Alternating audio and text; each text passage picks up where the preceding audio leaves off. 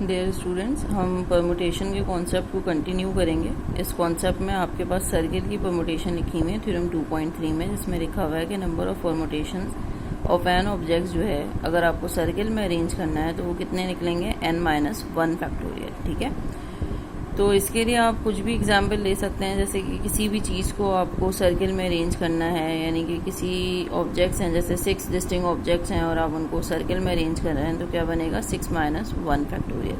अगर 5 प्लांट्स हैं और आप उनको अरेंज कर रहे हैं किसी सर्किल में, तो क्या बनेगा, आपके पास नंबर ऑफ परमुटेशंस आ जाएंगे 5-1 फैक्टोरियल। सिमिलरली थ्योरम 2.4 देखिए, थ्योरम 2.4 में लिखा हुआ है कि number of distinct permutations of n things which n1 are of one kind, n2 of a second kind and nk of the kth kind. ठीक है, यानी कि अब आपसे पहले तो सिर्फ यानी कि एक टाइप के आपके पास नंबर ऑफ ऑब्जेक्ट्स थे, n ऑब्जेक्ट्स, लेकिन अब हमसे ये कहा जा रहा है कि जो n थिंग्स हैं उसमें जो है वो कुछ टाइप्स बनी हुई हैं। जैसे n1 जो है वो एक टाइप है, n2 जो है वो दूसरी टाइप है। इस तरीके से चलते चलते आपके पास nk है जो कि k काइंड का है। ठीक है, तो ऐसे नंबर ऑफ डिस्टिंक्ट परमुटेशंस को हम क्या करेंगे, जिसमें टाइप भी होंगी, उसके लिए थ्योरम लगेगा n factorial divided by n1 factorial n2 factorial n up to nk factorial. इसके लिए एग्जाम्पल दी हुई है आपको कि एक फुटबॉल ट्रेनिंग सेशन है जिसमें एक डिफेंसिव कोऑर्डिनेटर को क्या चाहिए, 10 प्लेयर्स चाहिए ताकि वो उनको स्टैंड करवा सके एक रो में। ठीक है, among these 10 players there are 1 freshman, जिसमें से एक जो है वो किस कैटेगरी का है, फ्रेशमैन में से है। 2 जो हैं वो सोफोमोर्स हैं, 4 जूनियर्स हैं और 3 जो हैं वो सीनियर्स हैं। अब आप ये बताइए कि कितने वेज में ये अरेंज किए जा सकते हैं अगर उनका क्लास लेवल हम डिस्टिंग्विश कर रहे हैं। ठीक है, तो ये सबसे पहले आप क्या करेंगे, आपके पास टोटल कितने नंबर ऑफ प्लेयर्स हैं, 10 players, which is equals to n। Now n1 is of one kind, which is the first kind is freshman, second kind is sophomore, which is 2, so we will written for n2 factorial, it is equal to 2 factorial. The third category is juniors, so 4 factorial because there are 4 juniors, and the fourth category is for 3 seniors, तो यहाँ पर आ जाएगा 3 factorial। इसको solve करेंगे और आपके पास answer आ जाएगा। ठीक है, इसके बाद हम आगे अगर देखें तो यहाँ पर आपके पास थ्योरम 2.5 है। इसमें आपके पास अब क्या है, थ्योरम आपके पास ये है कि अगर आप वेज ऑफ पार्टीशनिंग करना चाह रहे हैं एन ऑब्जेक्ट्स की आर सेल्स में, यानी कि एन ऑब्जेक्ट्स हैं और आप इनको किस में रखना चाह रहे हैं, आर सेल्स में रखना चाह रहे हैं, वो भी इस तरीके से कि n1 एलिमेंट्स जो हैं वो फर्स्ट सेल में हैं, यानी कि फर्स्ट सेल में कितने एलिमेंट्स प्लेस करने हैं, n1, दूसरे सेल में आपको करने हैं n2 elements and so forth, और इस तरीके से आगे जाएगा आर सेल तक। ठीक है, तो ये थ्योरम आपके पास बनेगा n factorial divided by n1 factorial n2 factorial up to nr factorial, where n1 is known as the number of elements which are going to placed in the first cell, n2 factorial are the number of elements which are going to place in the second cell, and nr means the number of elements which are going to place in the r cell। यहाँ पर ये notice करेंगे कि n1 से लेके nr तक जब आप ऐड करेंगे तो there must be equal to the total number of objects which is n। यहाँ पे एग्जाम्पल आपको दी हुई है, example 2.21, which is that in how many ways 7 graduate students can be assigned 1 triple and 2 double hotel rooms during a conference। यानी कि आपको total कितने दिए हुए हैं ऑब्जेक्ट, 7 ग्रेजुएट स्टूडेंट्स के दिए हुए हैं और आपसे कहा कि एक ट्रिपल रूम और 2 डबल रूम होटल रूम में इनको प्लेस कर दीजिए। ठीक है, तो आप ये देख लीजिए 7 फैक्टोरियल डिवाइडेड बाय 3 फैक्टोरियल आया है, क्योंकि ट्रिपल रूम में कितने लोग आ सकते हैं, there are 3 elements which are going to place in the first cell which is a triplet room, and other is the 2 double rooms, 2 hotel rooms हैं। ठीक है, तो फर्स्ट जो आपके पास डबल रूम है उसमें कितने आ गए, 2 लोग आ गए, 2 फैक्टोरियल, और फिर जो सेकंड डबल रूम है उसमें कितने लोग आ गए, 2 फैक्टोरियल। तो इस तरीके से ये क्वेश्चन हो गया। इसके बाद आपके पास नया कॉन्सेप्ट है, कॉन्सेप्ट ऑफ कॉम्बिनेशन। कॉम्बिनेशन का मतलब ये है कि number of combinations of n distinct objects taken r at a time is. ठीक है, number of objects taken of n distinct objects taken r at a time is, यानी कि जैसे कि आप क्या कर रहे हैं कि टोटल एन ऑब्जेक्ट्स हैं और उसमें से आप कितने ले रहे हैं, आर ऑब्जेक्ट्स ले रहे हैं, तो जो टोटल नंबर ऑफ कॉम्बिनेशंस बनेंगे वो क्या बनेंगे, n factorial divided by r factorial multiply by n minus r factorial. इसके लिए हम ये एग्जाम्पल देखेंगे।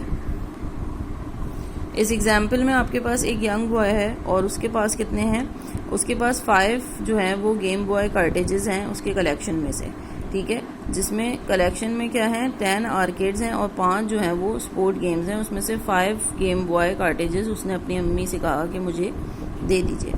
तो अब यहाँ पे आया कि how many ways are there that his mother can get 3 arcade and 2 sports game, यानी कि उसकी अम्मी जो है वो कितने तरीके से क्या ला सकती हैं, जो उसके पास 10 आर्केड्स हैं और 5 स्पोर्ट गेम्स हैं उसमें से उनको 3 आर्केड्स और 2 स्पोर्ट गेम्स निकालना है, ठीक है। तो हमने क्या कहा है, हमने कहा है कि नंबर ऑफ कॉम्बिनेशंस जो हैं वो क्या निकलते हैं, NCR निकलते हैं। इसके लिए हम कैलकुलेटर में जो चीज़ यूज़ करते हैं वो NCR यूज़ करते हैं और परमुटेशन के लिए हमने क्या यूज़ किया था, NPR यूज़ किया था, ठीक है। तो फॉर NCR हम ये कह रहे हैं कि there are 10 arcades and we are going to select 3 arcades out from these 10 arcades. तो 10C3 आपके पास बराबर होगा 10 factorial divide by 3 factorial multiply by 10 minus 3 factorial and the number of ways of selecting 2 cartridges फ्रॉम 5, यानी कि 5 में से जब 2 स्पोर्ट्स गेम लेंगे वो, तो आपके पास क्या आ जाएगा 5C2 आ जाएगा, n factorial divided by r factorial n minus r factorial. अब ये जो इसके टोटल नंबर ऑफ वेज बनेंगे इसके लिए हमें ऑपरेशन लगाना पड़ेगा जो हमने पढ़ा था कि आपके पास जब 2 ऑपरेशंस एक साथ हो रहे हों, अगर हो रहे हों, तो n1 n2 वेज को हमें मल्टीप्लाई करना पड़ता है। यही चीज़ यहाँ लिखी हुई है कि using the multiplication rule 2.1 n1 जो है वो 120 वेज हैं और n2 जो है वो 10 वेज हैं। तो हमें क्या करना पड़ेगा, इन दोनों को मल्टीप्लाई करके हमारे पास आंसर आ जाएगा। एग्जाम्पल 2.23 देखिए, इसमें लिखा हुआ है कि डिफरेंट लेटर अरेंजमेंट्स हैं can be made from the letters in the word statistics. अब ये जो थ्योरम है इसमें आपके पास काइंड्स का थ्योरम लग सकता है that total number of letters are 10 but these have some kinds which are S के कितने लेटर्स हैं, 3 लेटर्स हैं, टी के कितने लेटर्स हैं, 3 लेटर्स हैं, ए के कितने हैं, 1 है, और आई के कितने हैं, 2 हैं। सिमिलरली सी के कितने हैं, आपके पास 1 है, और इस तरीके से हम इसको सॉल्व कर लेंगे, ठीक है। जो मैंने मिस कर दिया है तो आप नोटिस करके लगा लीजिएगा इसमें, ठीक है। इसके बाद आपको कुछ आपको वो दिए हुए हैं प्रॉब्लम्स, या आप सॉल्व कर लीजिएगा। किसी में आपको ट्री डायग्राम बनानी है और किसी में जो है वो आपको परमुटेशन वगैरह लगाने हैं, तो आप उसके लिहाज से सॉल्व कर लीजिएगा इसको।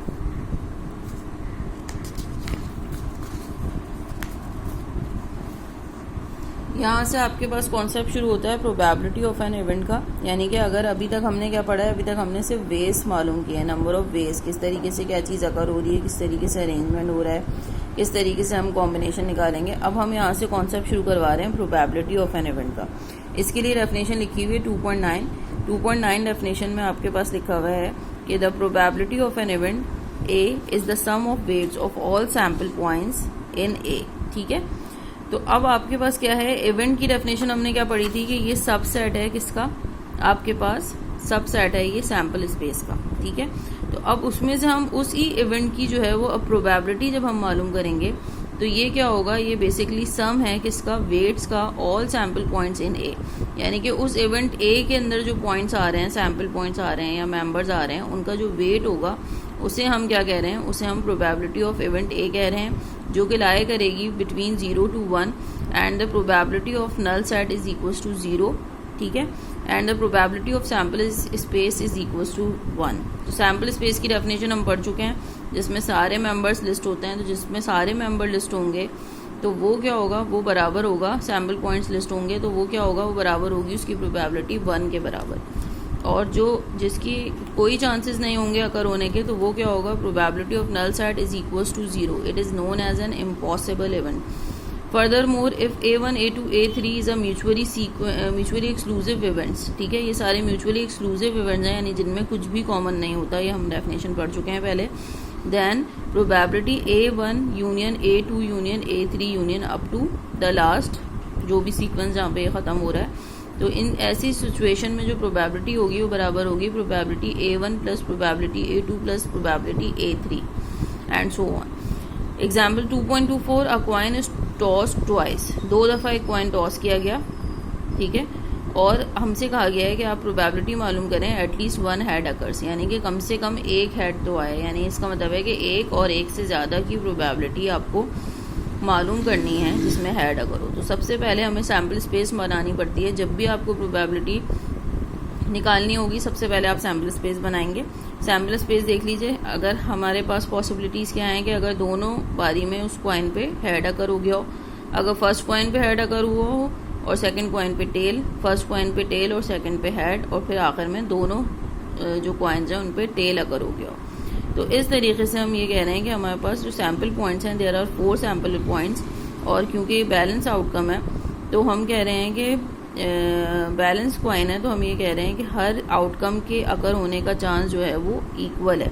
अगर हर आउटकम के चांस अकर होने का इक्वल है तो there are 4 outcomes, then the possible outcome will be equal to 1 by the probability of a possible outcome और the weight for the possible outcome is equal to 1/4। तो इसके लिए आप क्या करेंगे, अब आपको प्रोबेबिलिटी ऑफ ए मालूम करनी है which is equal to that one head at least one head occur. इसका मतलब है या तो एक हेड अकर होगा या एक से ज़्यादा होगा।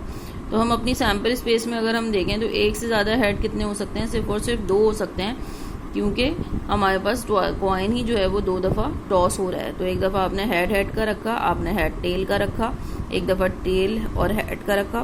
तो यहाँ पर आप देख लें because the sample points are equally likely, so it will be like 1/4 plus 1/4 plus 1/4 3/4 आ जाएगा। और ये म्यूचुअली एक्सक्लूसिव इवेंट है क्योंकि कुछ भी कॉमन आपस में नहीं होगा।